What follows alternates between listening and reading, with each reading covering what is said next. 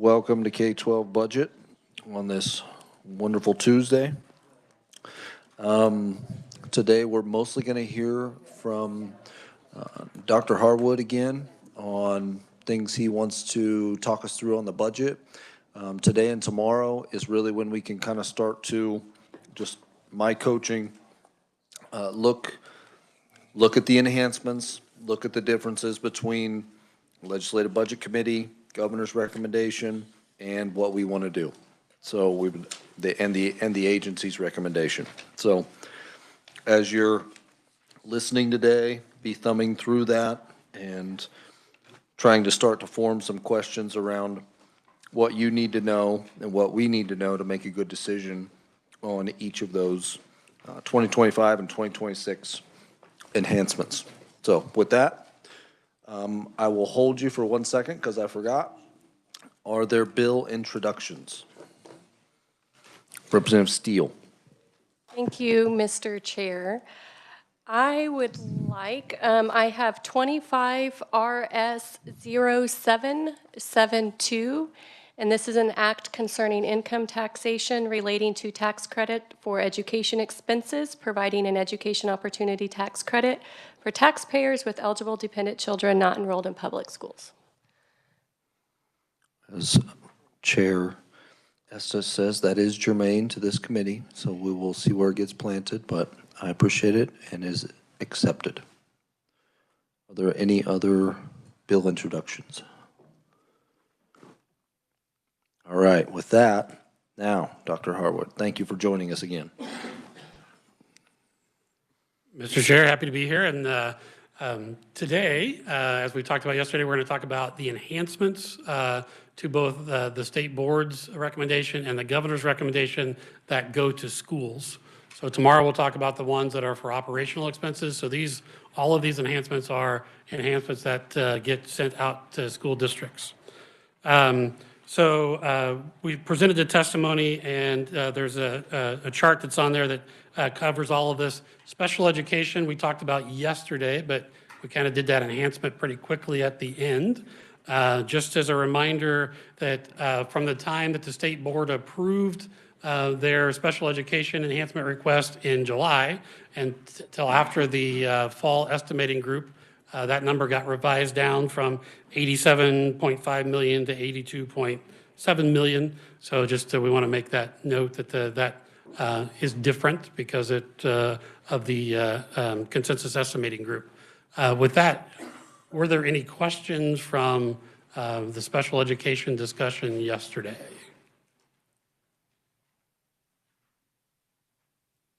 Okay. All right. So the first enhancement that I want to talk about is professional development. Some of these were questions that we've received before. So there are a couple of things I want to talk about with this. I'm going to pause you for a second. Are we all working off of the same sheet? What sheet are you working off of? I have the same one that we had yesterday? No, it's the testimony that we submitted for today. So it's dated January 2025. Okay. Okay. We're going to get some copies coming up, or you have the copies, or we just need to go get them? I think she's going to print them and have somebody deliver them up. Sorry about that, committee.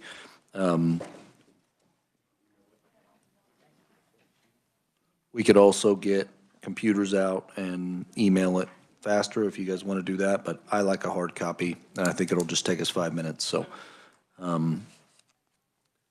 we can wait, or I can talk to the first one in a lot of detail. But I also think you could give us a little bit of an update of what's going on at the federal level.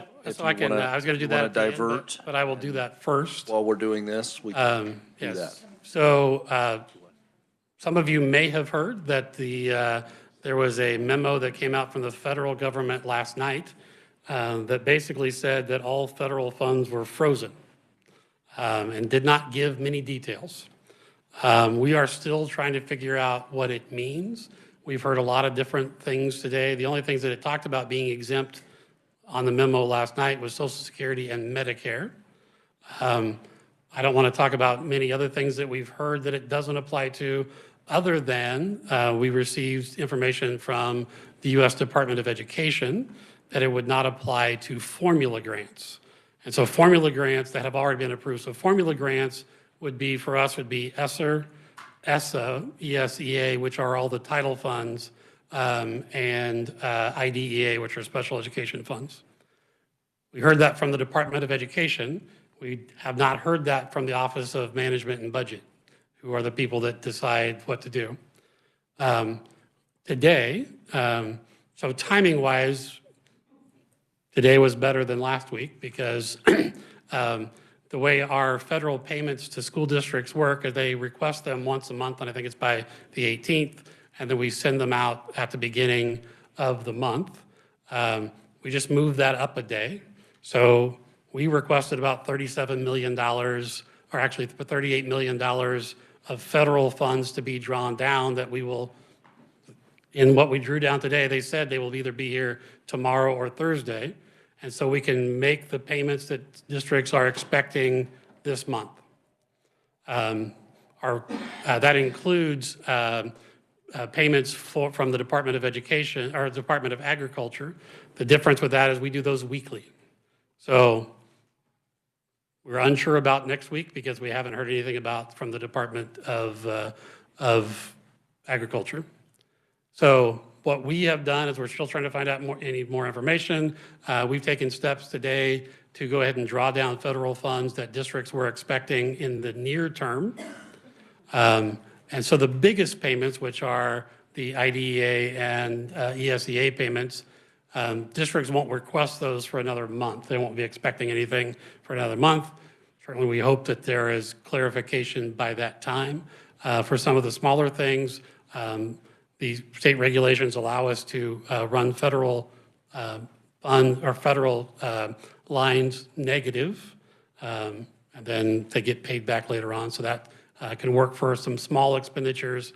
The food service things, most school districts, they are limited to 3 months of cash balance of operating expense. A lot of our districts have about that, so they would be okay for a while. The issue is going to be private schools that also have food service programs that don't have the cash balance. Then also the CACFP, which are payments that we make to early childhood child care providers. And so we don't know if we will have the funds to send those or not. We hope to know that before we need to do that again next week. And what's a rough figure that we're thinking for next week, that if you were expecting X but may not get that? So the CACFP that we drew down today was 1.3 million. The payments to other schools was about 8 million. So it was $10 million this week in Department of Agriculture payments. The drawdown from the Department of Education was about 27 million.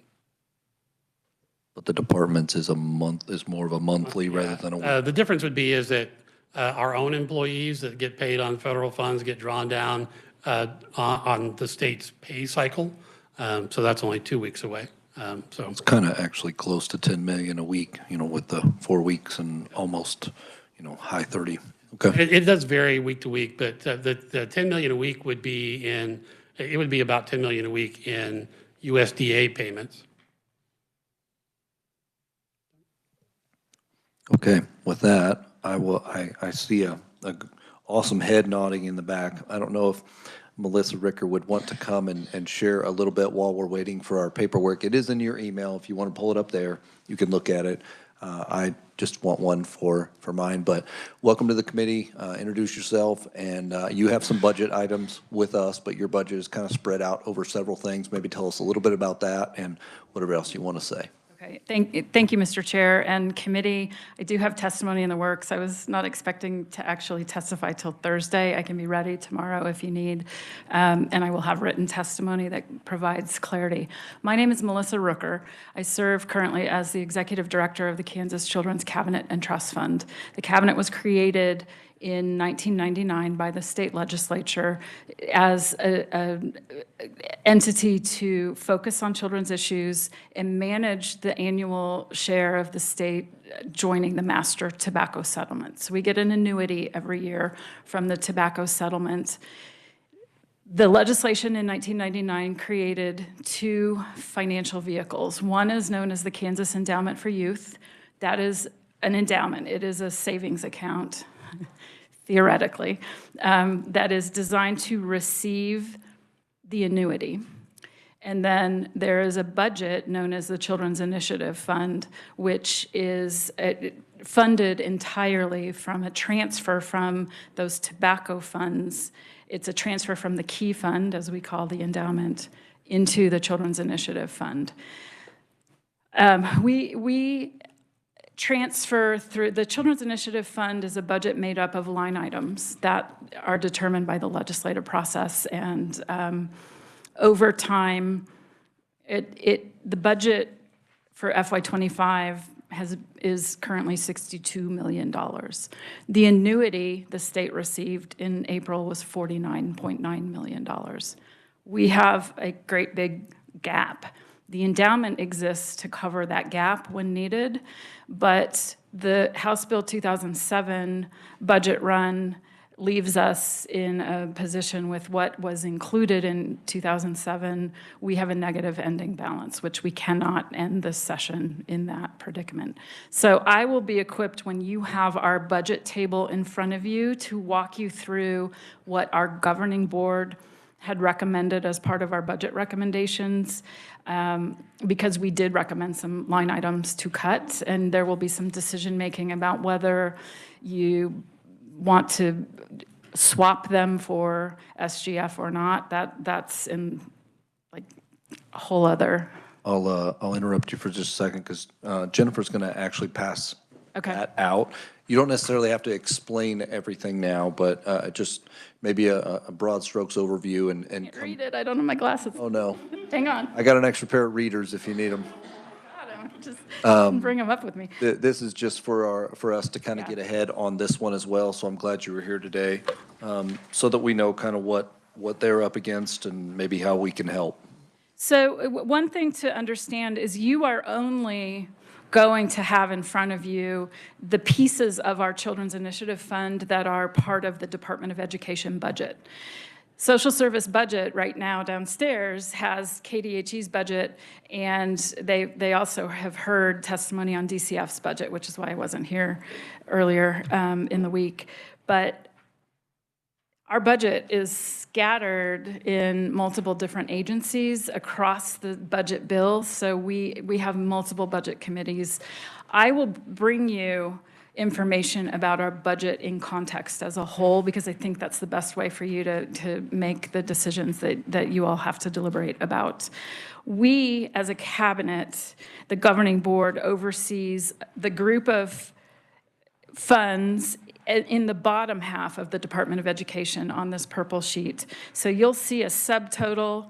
That line is roughly $13.6 million. Those two programs, Parents as Teachers and Pre-K Pilot, our funding transfers to Department of Education to support those two programs. The rest of that list are the programs under administrative oversight of our Children's Cabinet. So we can talk in a lot more detail about the work we do there. And since we're on the topic of federal implications of the OMB memo, our cabinet has additional programs funded with federal grant funding that are implicated in this shutdown. We have been searching today for guidance on that we can give our grantees. All of our federal funds are obligated in legal agreements to grant recipients. I don't know how to advise them. I don't know if the pause is you need to pause your work until we get this clearance. I don't know if it's we're not going to be able to make good on the expenses incurred this month because we can no longer draw down. I don't know if it's all going to work out. I don't know. I don't know. So we have projects across the state that are being funded with a variety of different federal funding sources. I think one of them, the State Fiscal Recovery Fund dollars, it's called the Child Care Capacity Accelerator. It's my understanding that piece of our funding was transferred to the state up front, so that money can continue to fund those projects. We have the Capital Projects Fund. It's U.S. Treasury administered. We're building multipurpose community facilities across the state that include childcare. I have 10 sites under, like, shovels in the ground, hammering nails, people incurring expenses, and I don't know the future of that particular bucket of funding. We've got preschool development grant funding. That's a $7 million federal grant. All of it for the year is encumbered, and we don't know what to advise. So we have sought some clarification, and we'll translate that to our subrecipients as soon as we can, but it's a very difficult position for communities all across the state to find themselves in. Thank you for the update, and appreciate the. Could stand for questions now or sit down, or whatever your desire is, Mr. Chair. Probably just thank you for just kind of jumping in while we were moving. If Thursday is really the time that you could have the beginning of our time on Thursday for maybe 15, 20 minutes, if that helps you. But we can arrange that as we go. But I mean, it's a matter, I can get committee secretary testimony first thing in the morning. I can check and make sure. I don't think social service is working the other half of our budget until later this week. So I think I can be here. I'm prepared. It's just a matter of logistics. And those are pretty brief. I mean, there's 5 or 6 other people. So if you need a little bit more time and want to come Thursday before we work the K-12 budget, or at least we start to, whether we finish Thursday or not, but just either one that works for you, let's work that out as we go. Appreciate it. Thank you for being here. All right. Now, Dr. Harwood is back in action. Okay. Do what? And they're on the way back up with the papers. So All right. you can go ahead, and we will work off of our brains without paper, or we're on our computers. So the first part of the explanation is probably more than what was in our testimony anyway, so this will work out pretty well. So this is about the professional development state aid. So 722551 is the statute that provides for professional development state aid. And so the statute calls for that districts are eligible for up to a 1-to-1 match, or 50% of their professional development expenses, up to 0.5% of their general fund. So there's a cap to how much it can be. Currently, there's not enough funding appropriated for that to take place. So the request is about $4.5 million for a total of $6.25 million that would fully fund what the statutory limit is. So that's what the request is. Now, we've had some questions about, so what is this used for? Does the state board direct this? And this would be local decisions on professional development. So many of you have been part of the Blueprint for Literacy conversations where we talk about letters. So a district could choose to use professional development funds to offset some of the other costs for letters professional development. They wouldn't need to use it for the actual, we'll say, the fee for to sign up for the course. But if they were doing it over the summer, and they were providing stipends to teachers, or they were providing stipends that were outside of the time, they could do that. I will tell you that, as Dr. Watson talked about in House Ed, that varies across the state. Some districts have done it solely during professional development time, which means they've taken almost all of their professional development time over a 2-year period for letters training, and then there was some other homework that's out there. But it's not limited to reading. It can be used for any professional development activities. Every district, in order to qualify to receive professional development state aid, has to have an approved professional development plan. That is managed through our teacher licensure department, because the professional development plan is a way that teachers can receive the professional development points that they would need towards relicensure. So relicensure and professional development are tied pretty closely together. Teachers can take other courses and use those as well, but all of the professional development that they do during their time at school counts on those points, and so that would be part of what the professional development plan that the district would have would be needed for. So then on page 3 is just a history of what that's been, and then it talks about the proration. So at this point, for 2025, we are expecting to prorate districts at 28% of what the statute would say that they would be eligible for, which would be why you see about a 70% increase in the request to get to 100% for 2026. Committee, do we have questions around the professional development portion of the presentation? Now that you have it in front of you, thank you, awesome staff, for making that happen.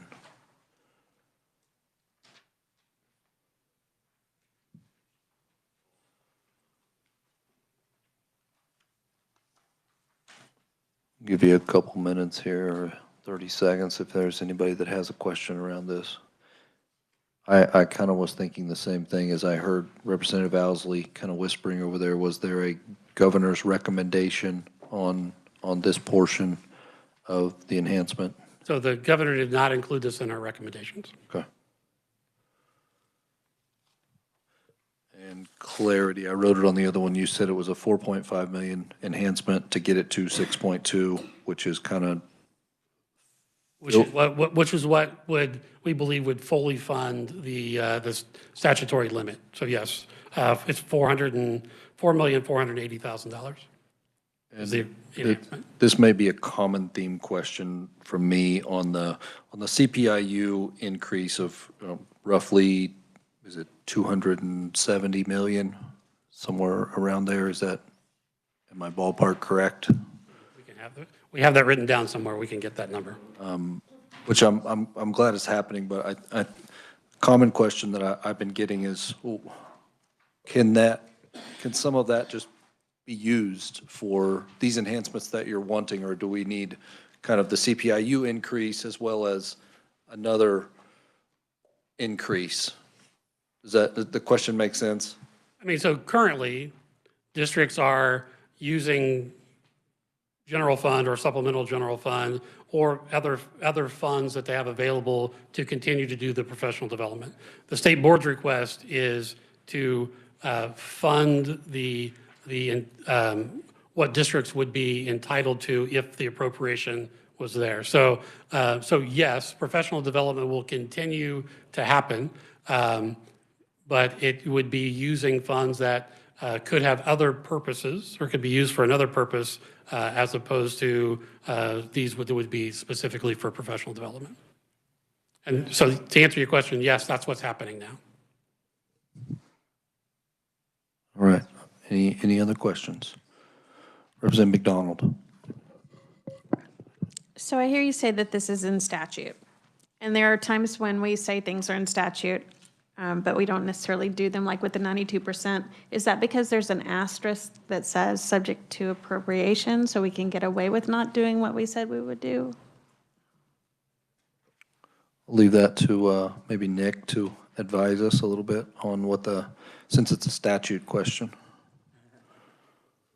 I can look in the professional development statute to see if there is that. Oftentimes there is statutory language that does say subject to appropriation. But ultimately, a lot of stuff, even if it does say something in statute, is subject to appropriation. So. Okay, I guess, sorry, as a follow-up, if we do end up not including that, I would like for us to remember to circle back and see if we need to change that statute to align with our intention of what we're trying to do this year, or not. Thank you for that. I can add that it does say subject to appropriation, and actually the next one I talk about with that, we would not necessarily be in favor of changing that language. I think you can expect that we would ask for an appropriation to fund what the statute says can be available. But again, the legislature decides what to appropriate. And so the state board is just going to be looking at professional development is really important. And so the statute allows for this type of reimbursement. And so we asked for the reappropriation for that. And the governor did not include that in her recommendation.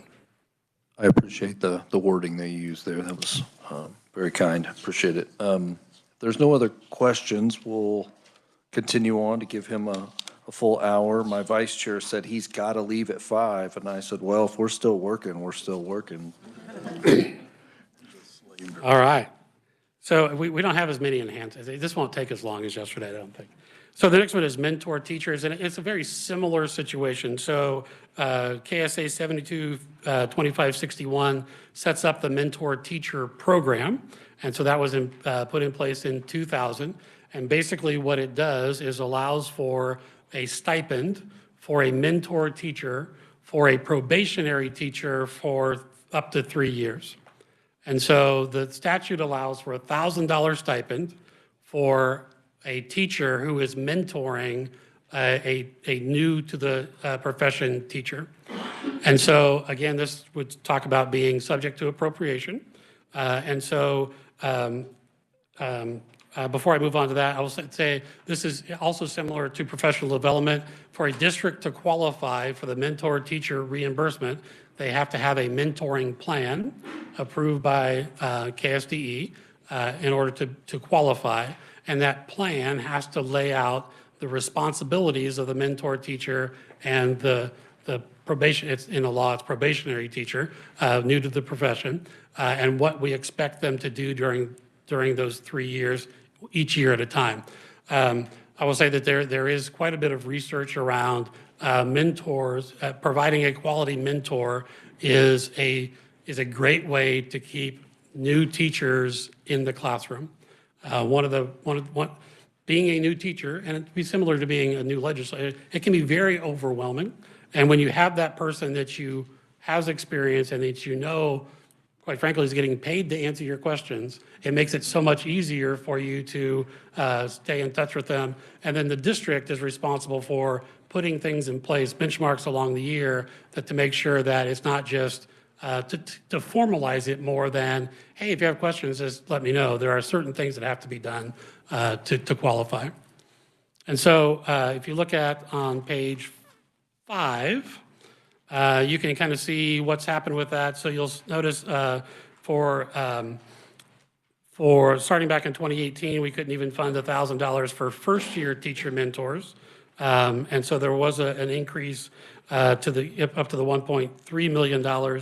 And so for 25, we believe we can fund the $1,000 stipend for all first-year teacher mentors, $500 for second-year teacher mentors, and $250 for third-year teacher mentors. So the way that we've prorated the payments is based on full payment for first-year teachers whenever possible, then less for second-year teachers and less for third-year teachers. Representative Nguyen has a question. Thank you, Mr. Chair. Once a district has, I guess, submit to state board the plan, does it have to be updated? So, yes. I mean, so I think there is a cycle for when you have to resubmit. It can be, there hasn't been anything that's changed to say it has to be very different, but I think it has to be evaluated on a cycle. Go to Representative Steele next, and then Representative Poskin. Thank you, Mr. Chair. How many teachers directly benefit from this now at what we currently have, and then how many teachers would benefit from the increase? Because my understanding that the districts have to apply for this, and so if the funds run out? So we don't know until the end. So the districts apply and tell us how many mentors they had in place. And so we look at the appropriation based on that and decide what we can pay. So you can look at, for last year, FY24, we were able to do $1,000 for first-year teachers, $428 for second-year teachers, and then nothing for third-year teachers. So when the districts submit that, here are the mentors we had, then we prorate based on that number. So it is somewhat of a moving target for districts year to year based on how many new to the profession teachers there are. Districts know that if it's a first-year teacher, we've been able to fund $1,000 for that person all of the time, but they know that if they have somebody, a mentor for a third-year teacher, there's a good chance they will not receive reimbursement. So no districts are denied the funds, it's just divided between all districts. The only reason they would be denied funds is that if their plan is not approved, Okay. or if the mentor does not meet the requirements. Okay. So there are some requirements that the mentor has to have at least 3 years of experience. There are some requirements around compatibility with, how closely that mentor matches, and then how close they are in proximity. So if they have a plan and they have a qualified mentor, they will receive some state aid. And recently, we've been able to fund $1,000 for all first year, and then it trickles down after that. All right, thank you, Mr. Chair. Representative Poskin. Thank you, Mr. Chair. Thank you, Dr. Harwood. So both of these enhancements for professional development, state aid, and mentor teacher programs clearly are targeted towards our recruiting and retention problems that we have in the state. Do you have the most recent number of teacher vacancies? I was thinking it was about 1,800 across the state. So actually, this was in the PowerPoint that I was going to give on Thursday, by the way. Sorry. So I actually remember this. Always a step ahead. So the kind of depends on how you define vacancy. So there were a little over 800 openings across the state that didn't have any applications. There were about 1,200 where they hired somebody that was not fully qualified, which means that they are a licensed teacher, they just don't have an endorsement in whatever that area is. A lot of times that is special education. If they filled the position that they didn't receive any applications for, that would be a long-term sub, or that position is just not filled. Would you be able to say your first number again in the explanation? It was a little over 800. The good news is, I will say that number was down.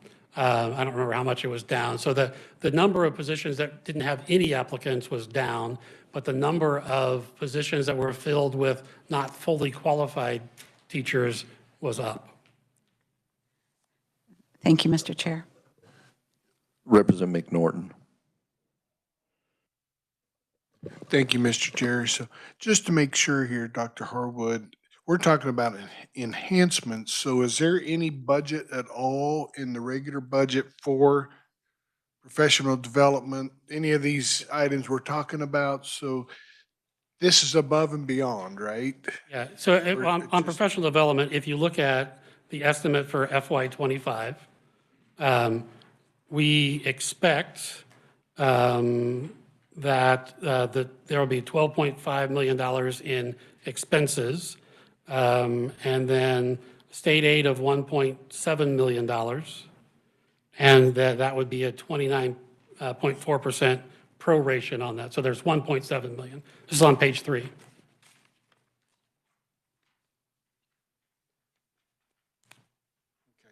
Thank you. Thank you. And then the same thing is true on mentor teachers. If you look at, the actuals for 2024 will tell you exactly what was appropriated and sent out to districts. Which, to be clear, wasn't an enhancement, it was just what the total system spent on that line item. Yeah, so That was my question. yeah, Right, the that's what enhancement request for this is, I'm on the wrong page, is $2.3 million. Oh, no, is $1 million to increase it to $2.3 million. So there's 1.3 there now. We're asking for $1 million more to fully fund it. Thank you, sir. Representative Brantley. Thank you, Mr. Chair, and thank you, Dr. Harwood. I just have a question. Of the teachers that go through the mentor program for the 3 years, do you have a percentage of those that stay in their position or maybe leave at year 2? Do you have any of that data? I don't have that. I don't have any of that with me. I'd have to check with teacher licensure to see if they, with part of that, if they have that. We'll look at that and see if we can find something. Okay, along that same line, if I could ask one more. Those positions that are filled with a not qualified person, do you have any data to show if they're filled maybe the next year, or does that teacher maintain that, or do they leave? So I'd have to check with the districts fill out a teacher vacancy report. So I don't know that we would know whether, if it's the special education teacher, if that's the same one again or a different one. So I don't know that we would have that information, but we can look at it. Okay, thank you. Go to Representative Owsley. Thank you, Mr. Chair. And just along the lines of the previous questions, on the teacher shortage, you'll bring those numbers in with you on Thursday in the presentation? That was actually, yeah, I wasn't expecting it for that one. It's actually in the PowerPoint that got sent to you last week. One of the slides in there has a graph of the teacher, and it has two numbers where one is positions that received no applications and one is positions that were filled with somebody who wasn't fully licensed. And then is that just teacher data or is that administrative data as well? That is only teacher vacancies. Could I request administrative as well? We can see what we have. Okay, thank you. Representative Hill, but before you go, that one that kind of got covered up when we were working School of the Deaf, School of the Blind, we would really like to invite you back next Tuesday to kind of go over those questions. And we just made that agenda today and it's not out. It'll be posted tomorrow, but that's kind of, because Thursday we want to work the K-12 budget. So that's going to take most of our time frame. So we'll have a little bit of time at the beginning if that's when that works. But the rest of it, we'll probably be making decisions on the budget. But next Tuesday, we would love to have you back. And the information in that is less connected to the budget specifically, but we're happy to come back and provide that information. Well, and that's kind of why we kind of want it after we get the budget out, because, people have a lot of questions around K-12, and then the budget will be out, and we'll just have some space to ask some questions and do some thinking. So, Representative Hill. Thank you, Mr. Chair. Frank, the numbers looking here, we've been putting the same amount of money in. It's covering more more of the second-year teachers. Does that mean that we're getting less new teachers in the profession? I mean, that's the way I'm reading that. So what I would caution you with the estimate for 2025 is we don't know yet, because we won't get that until later in the year. If you look at 23 and 24, they are very similar. Right. I mean, you went up by $10 so that, yes, that meant that there must have been at least a fewer first-year teachers so that you had more money to do that. We can try to get, we can get a breakdown of how many of each one there are from last year. I mean, in comparison to 24 and 23, we won't have 25 data until the end of the year. You won't have it yet, Yeah. okay. And the kind of a follow-up on that is, do you have numbers that indicate how many new teachers are coming into the field by what would be considered non-traditional routes? I will have to check with teacher licensure. I mean, yes, I mean, because they are granting licenses for the non-traditional ones, they would have that. I just have to see how they, I think the problem we could see is they could tell us how many licenses they granted. I don't know if we know exactly where they ended up teaching, but I can check into that. Okay. Thank you so much. I mean, I think there's a lot of good questions around this, and we know that a teacher shortage is a big issue, and might be another day to where presentation on that and gathering information as you go, but whether it's next week or the week after, but I think we've got some good questions around it and anything we can do to help.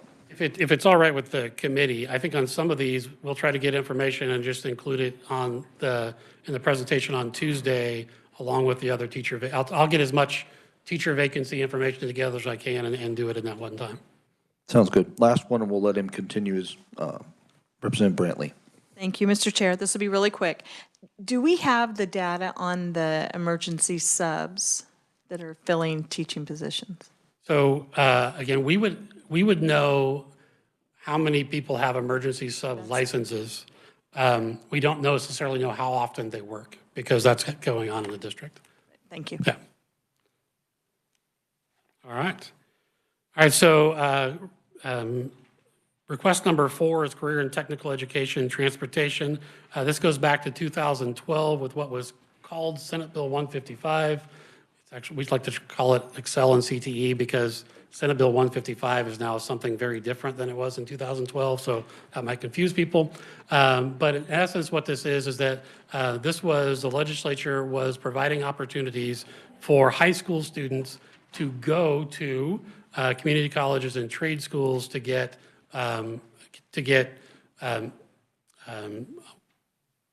certain credits.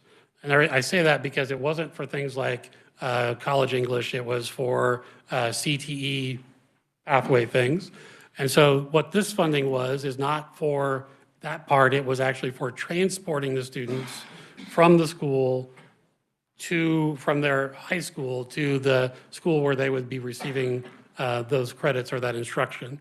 And so it's the same kind of thing when you look at the chart. We expect, it's based on miles driven in different types of vehicles. So you get a bigger reimbursement for a big bus versus a van or a Suburban. So you can kind of see all of those things down there. You can look at that we believe that a state aid of about $2 million would cover the amount. So the enhancement request, and I need to look at the other page to do that, is an increase of $517,000 to a total appropriation of $2 million to fully fund the reimbursement for the Excel and CTE transportation.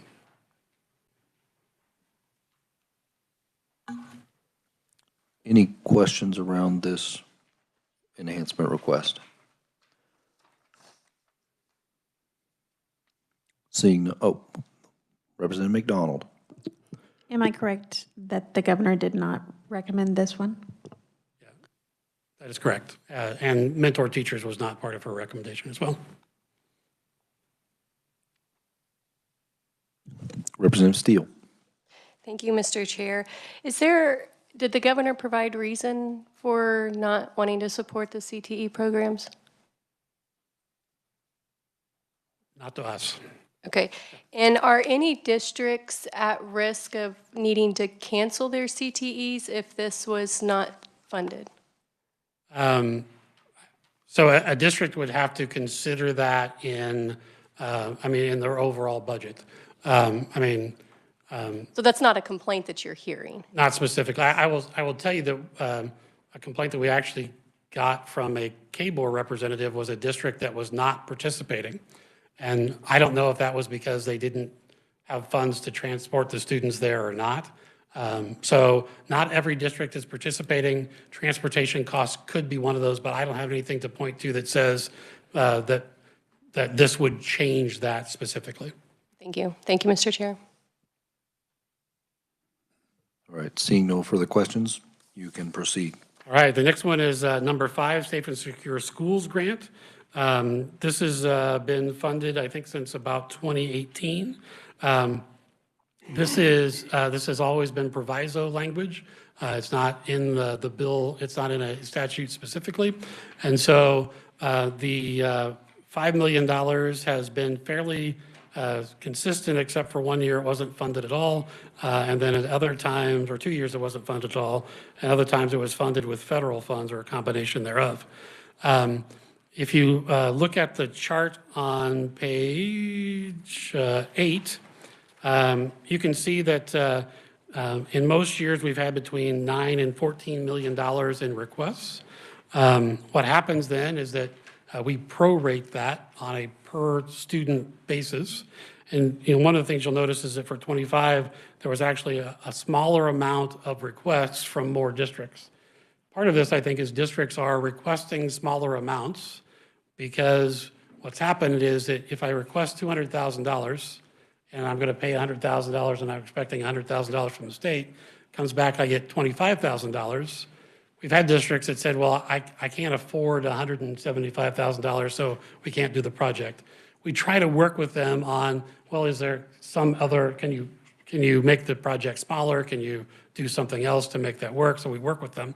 But we think that because of the proration, districts are probably not asking for all of their need. However, the only proof we have of that are the previous requests.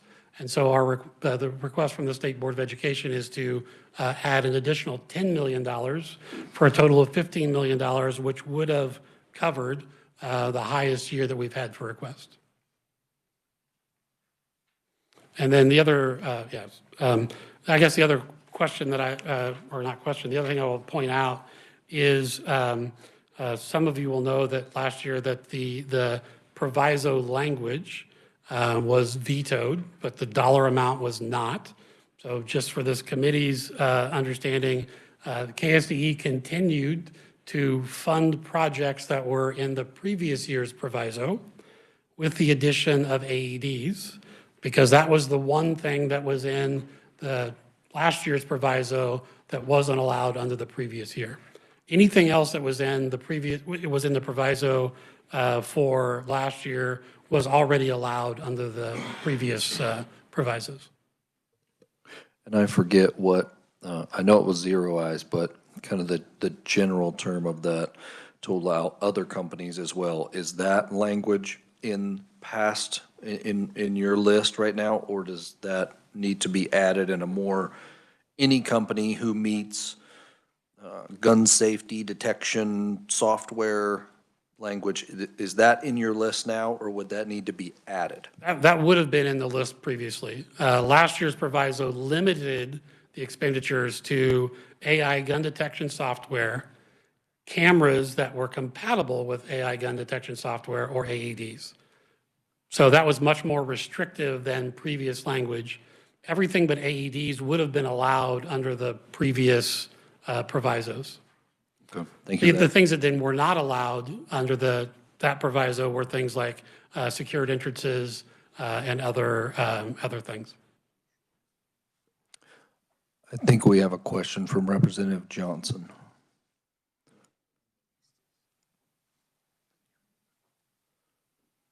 Representative Johnson, are you there? Yes, can you hear me now? Now we can. Thank you. I'm sorry, I was trying to get on the last question on the CTE funding for transportation for our youth. I do know that this is a very, very vital part of our component in Kansas City, Kansas at our junior college. My son actually teaches some of those classes. I just want to know that we have to support that for our kids in Wyandotte and Leavenworth County. Thank you. Thank you. Representative Estes. I'm sitting here trying to remember that veto that we're talking about. Was it just AEDs? Do we need to add a fund? What do we need to? Because I think the problem was certain things were combined in one sentence and therefore but for the AEDs, what do we need to do to put them back? So if the legislature wants to add new proviso language, if you wanted us to do it this year like we did it, I mean, if you want us to do us in FY26 like we did in FY25, if you look at the FY24 language and add AEDs, that's what we did this year. Thank you, and this is an out loud mental note to all of us to please put that proviso in one sentence without anything else that might get it vetoed. Well, and to do a good job of broadening the possibilities rather than limiting. I think that was the reason that it wasn't adhered to. So, and speaking from what we heard from school districts, is limiting what you can spend it on without increasing the amount of, I mean, so if you're targeting something new for districts to spend it on, money for that in addition to, we have districts that have actually been, for years, been doing, changing classrooms locks. And they just do as many as they can based on what they get. And so it's a multi-year process, and that would not have been allowed under last year's language. And so the idea that it was tightened down so that districts that already had ongoing projects would not be able to continue them. Don't we use that term unintended consequences sometimes? Representative McNorton. Thank you, Mr. Chair. So just a question on setting our budgets by what the schools are asking for. So if we put $50 million in that fund, would they spend it all? I would say that if you put $50 million in there, districts would look at larger projects that would comply. So I think the way we are doing it now is limiting what districts can do because of the way things get prorated. You know, so I don't know for sure, but if the pot was bigger, districts would look at larger projects and probably apply for them. And Yeah, it also is, it's a one-to-one match. So, yeah, you could only, you have to put in half of it anyway. So that's an important part, that districts would be limited to what they can support from their own budget. okay, thank you. Yeah, good point. Representative Estes. Thank you. Jennifer, do we need to create a fund for the AEDs?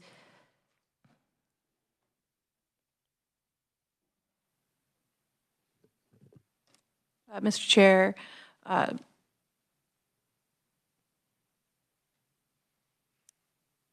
in last year's bill, AEDs was included as one of the items you could use the safe and secure grants for. If you wanted to go that way, that money would go towards AEDs as well as anything else that falls within the safe and secure grants. If you are wanting to direct money specifically towards the AEDs, you may have to consider either a proviso language that states as such or a new fund with a separate account, so it would go specifically towards that. I would defer to Nick as to which one is the preferable way, but one of those two options would be options for you. But the AEDs were included in the language last year that was vetoed as part of this. Thank you. Well, no, I'll follow up on that just a little bit, because there was mention in testimony in Chairwoman Estes's committee that there was possibly some federal funds. There is an account set up, but it has not been funded yet specifically for AEDs, and that if we had a matching fund, and I just don't want it to be complicated, that if it needs its own, I think is the nature of the question, so that those can be accessed when they're there, or would our current fund as it exists, being that it's multiple things, be able to correlate to that federal match? Because I think it was a 90-10 match is what they were talking about, is how the fund has been set up, but it hasn't been funded yet.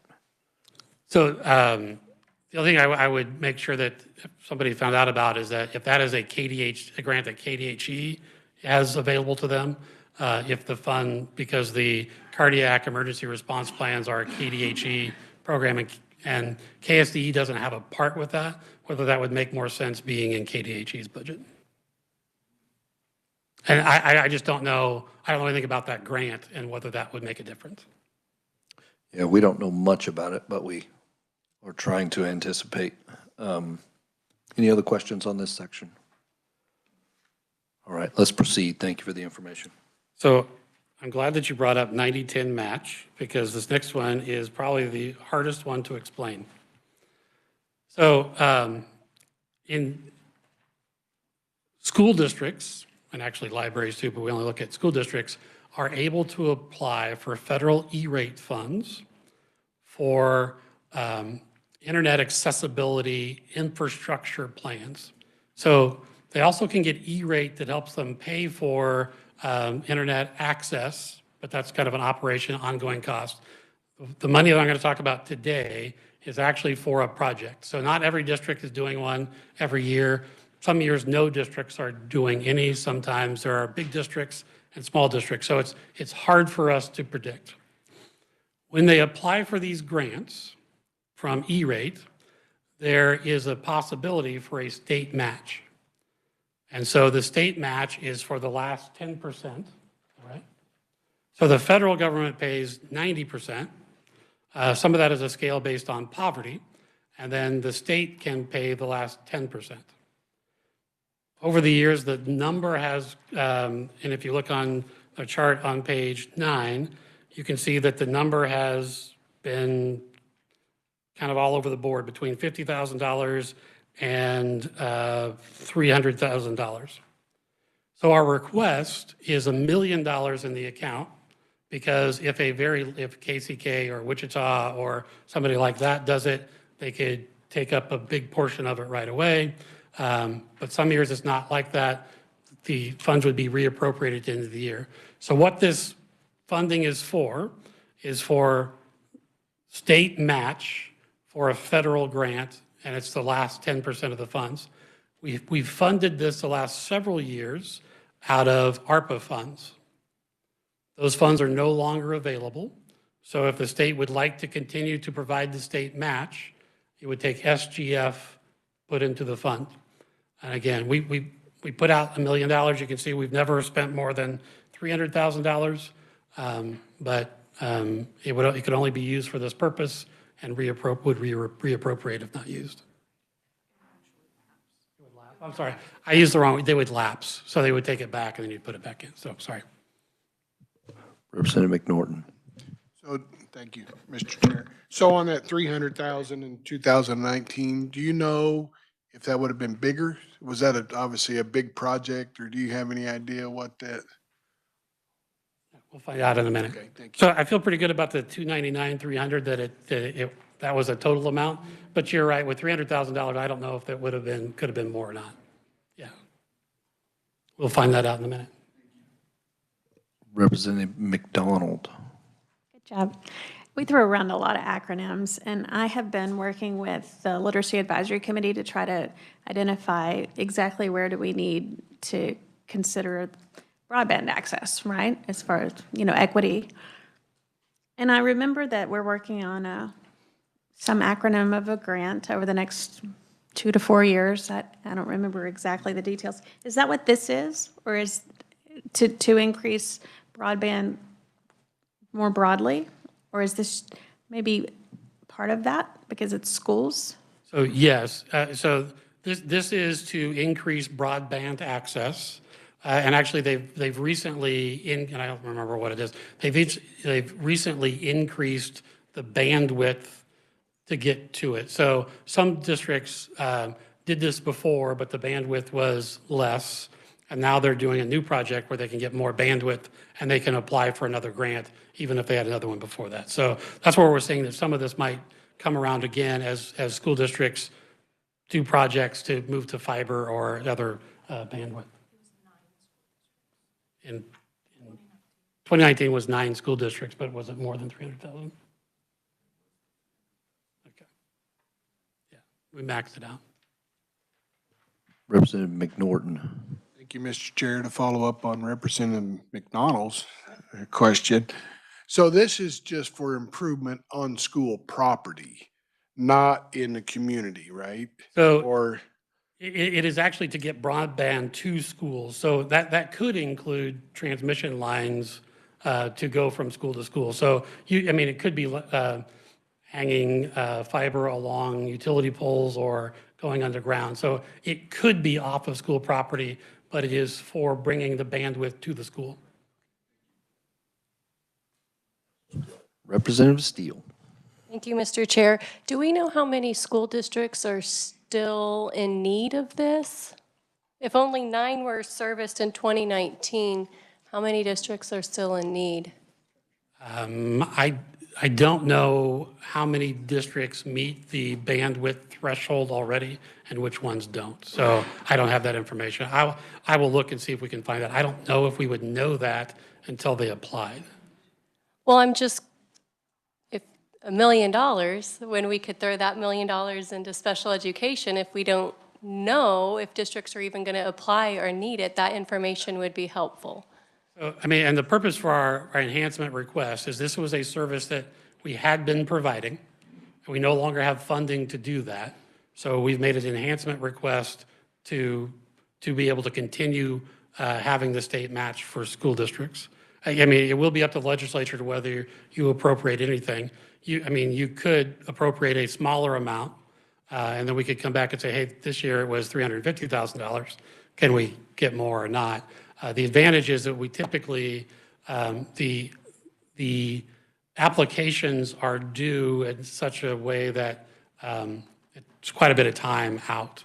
So again, we wanted to continue the program, and $1 million seemed to be, would cover it all the time. It would not have to be that amount. Thank you, Mr. Chair. Representative Hill. Thank you, Mr. Chair. Dr. Harwood, I was looking through this deal about that originally we were looking at 100 megabytes per second, and that goal was achieved. When we talk about bandwidth, and I may demonstrate my ignorance here, but I mean, I'm assuming a school district like Representative McDonald's uses a whole lot more bandwidth than Hope, Kansas, that has 80 students. So when we come up with these figures of every school shall have a certain amount of bandwidth, I appreciate the concept of it, but there's some school districts that need more bandwidth a whole lot worse than others. Would you care to comment on that? So, I mean, so the amount of bandwidth you need depends on two things: what you're trying to do and how many people are trying to do it. And so a district like Olathe with nearly 30,000 students and probably 2,500 teachers. Plus staff. Yeah. I mean, that's a lot of devices on and trying to do things all the time. So yes, they probably have 10 to 100 megs of bandwidth to each building. I mean, 10 to an elementary and up to 100 to a high school. If you have some of our districts that have, you know, less than 100 students and a handful of staff, you don't need as much bandwidth to do the same thing because you just don't have as many devices on. So that is correct. It would vary based on what it is. I think when the federal regulations are going in, they are looking at, this is a bare minimum of what we think districts would need to be able to move forward, and they kind of do the same thing for libraries. I'm pretty confident that some of my districts don't need 1,000 meg. And yeah, I mean, I don't know how that gets looked at, but you know, if you have less than 100 students, if they're gobbling up 1,000 meg, we need to do something. Thank you. yeah, I mean, those guidelines come from the FCC, who administers E-rate. So, yeah. All right, if there's no other questions, I think we've got maybe one more page to cover. Oh, Representative Brantley, sorry. Thank you, Mr. Chair. Dr. Harwood, I just have a quick question about, on the bandwidth, do you guys do any surveying with districts on what they do need at this point? So right now, the only thing we've really been trying to work with school districts on is cybersecurity. We have staff that continue to work with them, but KSDE's IT department is for KSD projects like the statewide longitudinal data system and those kinds of things. We try to support where we can, but each district is in charge of their own IT department and needs. So our new director of information technology is trying to work with MACE, which is a regional group of mostly school district IT people, to kind of start those conversations. In most cases, what we would do is just offer support. In my mind, I look at this as almost an open guesstimate, an unknown target. of wanting the funding, but we really don't know what we need. I would appreciate a more defined amount of the need and funding. Thank you.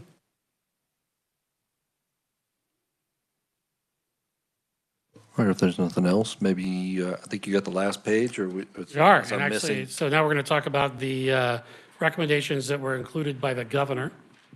And so the first one is basically providing free lunch for students that are on reduced lunch. And just to kind of make sure everybody understands like that. So when a student applies for free and reduced lunch, there are two sets of income guidelines. Income guidelines are based on income and family size. And so the one threshold is for free lunch, and then there's another one for reduced lunch. And so reduced lunch, the student or the family pays 40 cents for lunch and 30 cents for breakfast. And based on the number of meals, so there were 36,000 students that were reduced lunch students last year. And based on the number of meals served, it's estimated that that would cost $5.5 million for the state to pick up the 40 cents or 30 cents for each meal, as opposed to the family who has applied for free reduced lunch or qualified for reduced lunch to pay that cost.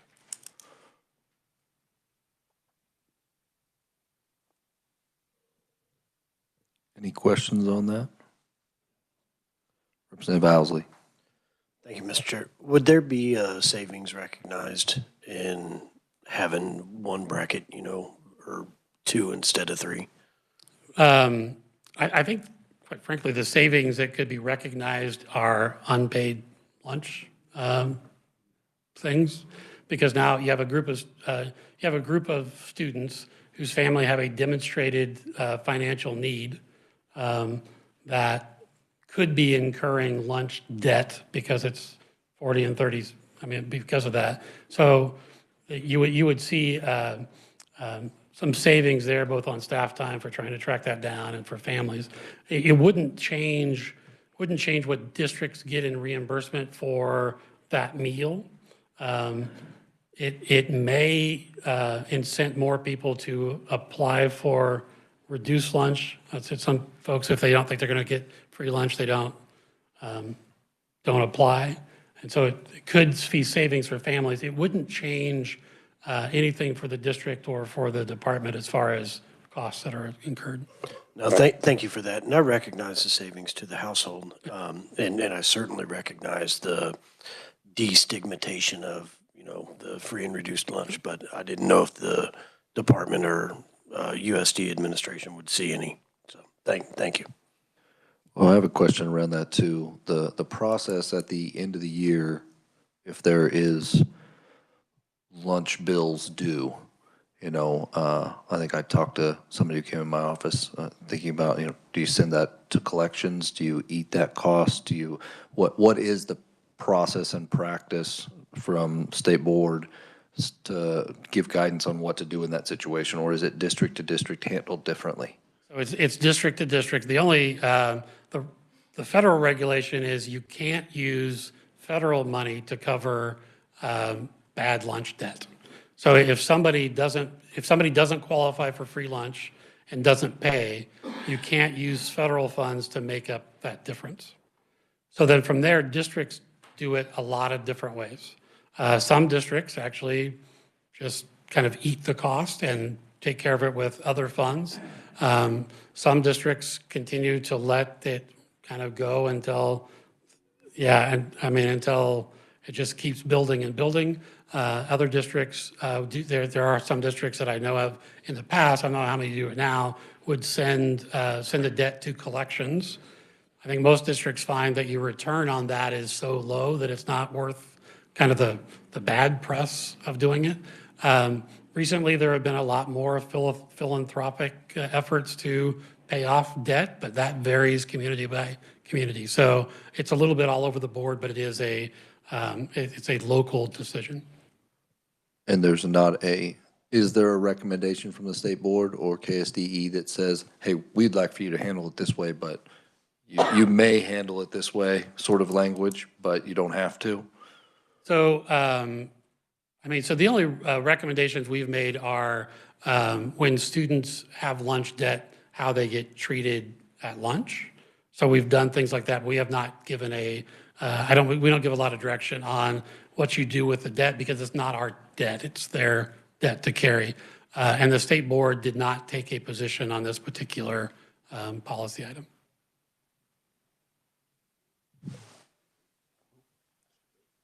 Representative Steele.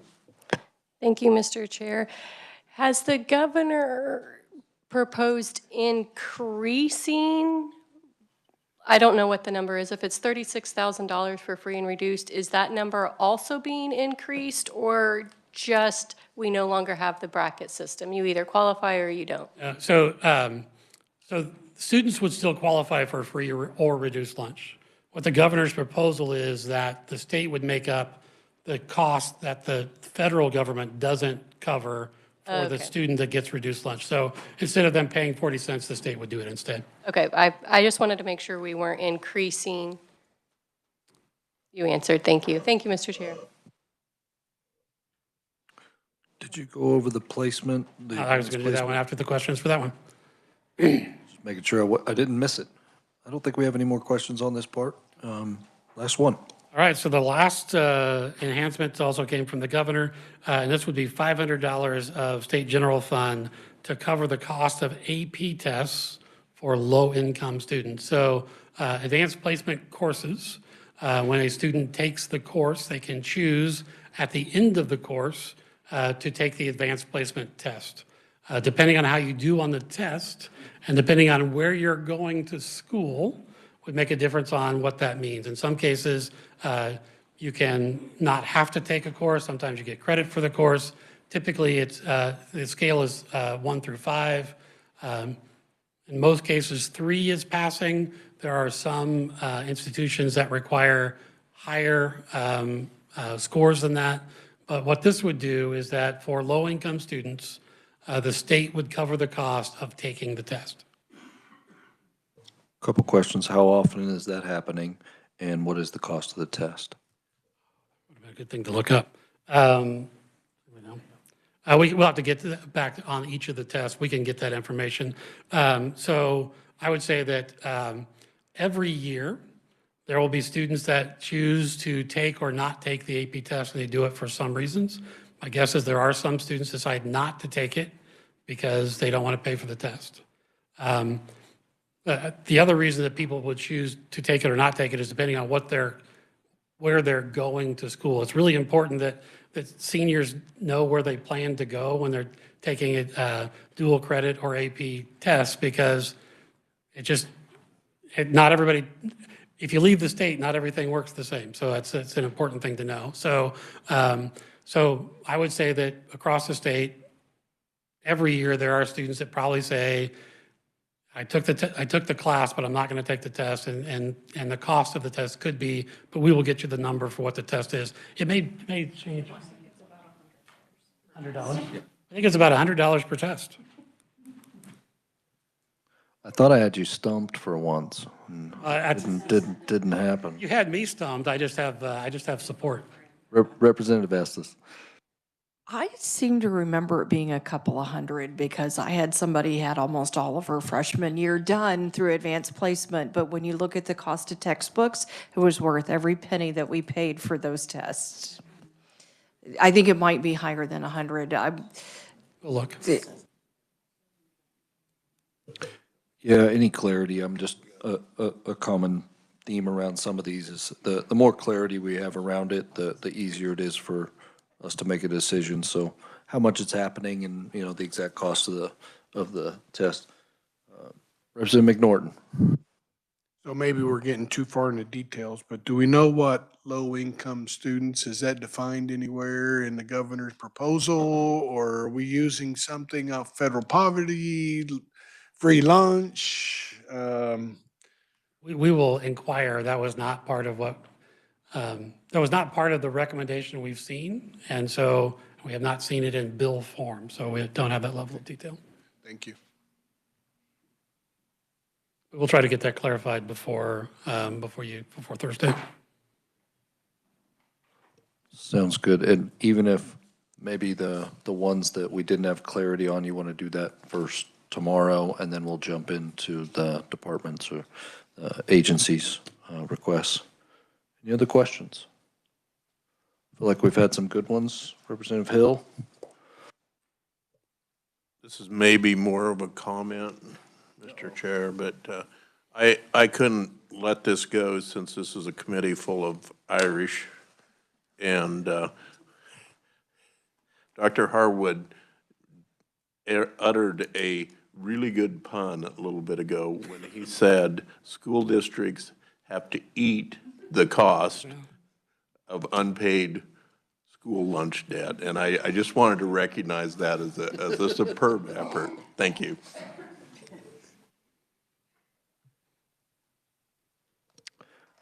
And with that, we thank you for coming. We get to end on a dad joke. No, I appreciate everyone. Representative Brantley. I just have a shout out to Jennifer. Thank you. I gave her some questions last week, and she gave them to me over the weekend, so shout out. Thank you. Thank you, everyone. We are adjourned.